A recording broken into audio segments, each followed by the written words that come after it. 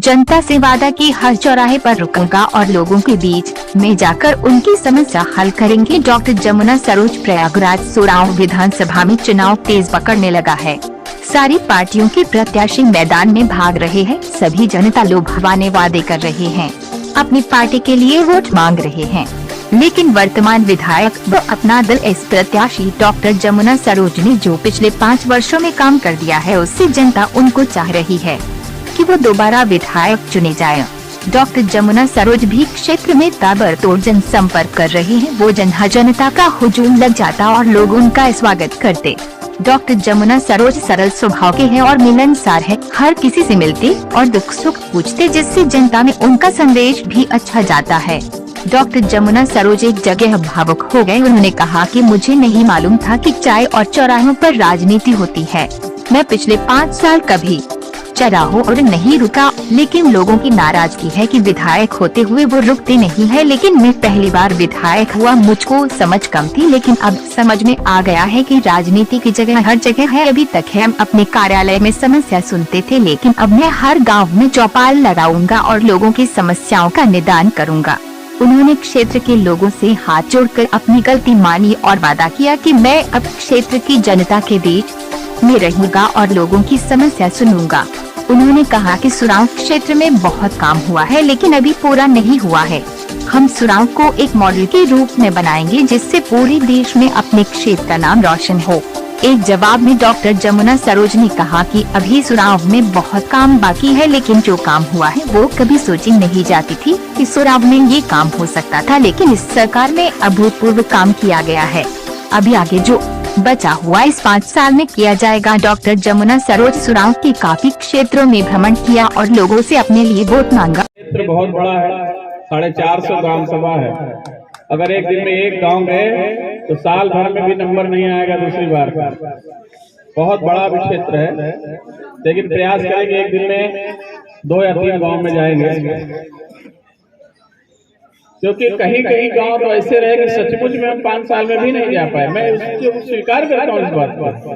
लोग कहते हैं कि आप 5 सालों में नहीं आए, तो मैं इस बात को स्वीकार करता हूँ। मुझे राजनीतिक अनुभव नहीं था, लेकिन मुझे अब अनुभव हो गया। तो जो समस्या मैं वहाँ सुनता था वो मैं गांव में सुनूंगा। ये आप लोग भी समझ लीजिए, और हमारे जो कार्यकर्ता लोग हैं जो दूसरी जगह जाके प्रचार कर रहे हैं, वो लोगों को बताइए। जिनके अंदर थोड़ी बहुत नाराजगी है उनको बताइए।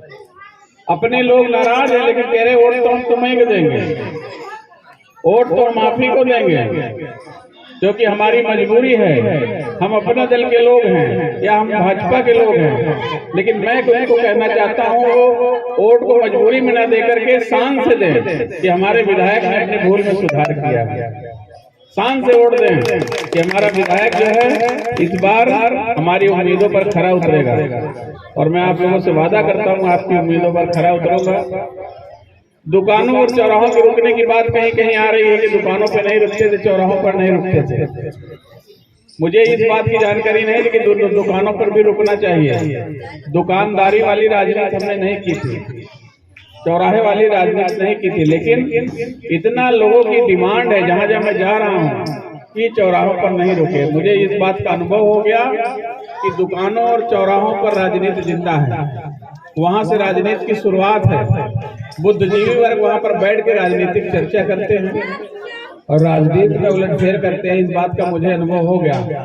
तो आप लोगों को बताइए कि अब विधायक जमुना प्रसाद चौराहों पर भी रुकेंगे, चौराहों पर भी रुकेंगे, अपने कार्यकर्ताओं के दुकानों पर भी बारी बारी से रुकेंगे। ये चीजें तो इन चीजों में हम सुधार कर लेंगे। बाकी आप लोग अपील करिए, आपसे मैं अपील करता हूँ कि भारतीय जनता पार्टी की सरकार बनाने के लिए, आदरणीय योगी जी की सरकार बनाने के लिए, बहन अनुप्रिया पटेल जी की सरकार बनाने के लिए आप अपने भाई जमुना प्रसाद की गलतियों को क्षमा करें। योगी जी की सरकार उत्तर प्रदेश के अंदर बनना बहुत जरूरी है, क्योंकि गरीबों की सबसे बड़ी हितैषी अगर कोई सरकार है तो योगी सरकार।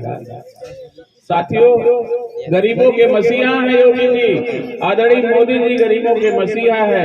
आज तक किसी सरकार ने महीने में 2 बार राशन देने का काम नहीं किया, किसी सरकार ने नहीं।